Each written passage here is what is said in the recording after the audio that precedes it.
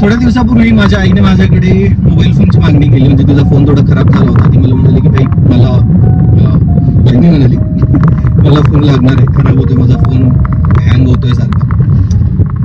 तर मी म्हटलं ठीक आहे, माझ्याकडे घरी पडलेला फोन आहे, मी त्यातला डेटा बॅकअप घेतो आणि तुला देतो तो फोन.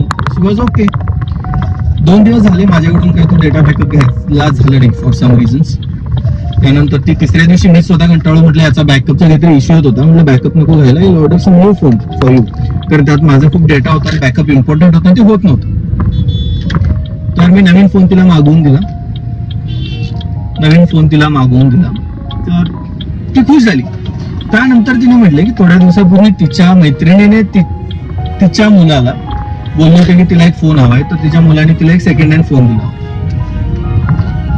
आणि मी सांगितल्यानंतर मला नवीन फोन दिला.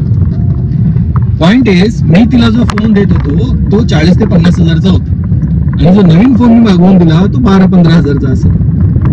पण तिला या गोष्टीचं महत्व होतं की मी माझ्या मुलाकडे काहीतरी मागितलं आणि त्याने मला नवीन घेऊन दिलं. गोष्ट पैशाची नाहीये, पण गोष्ट व्हॅल्यूची आहे, काय आपण घेऊन देतो.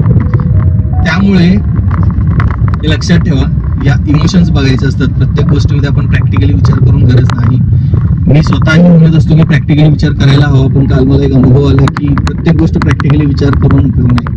कुठे ना कुठे आपल्याला कॉम्प्रोमाइज करावं लागतं, कुठे ना कुठे इमोशनली, लॉजिकली आपले आई वडील काय विचार करतात याचा विचार करावा लागतो.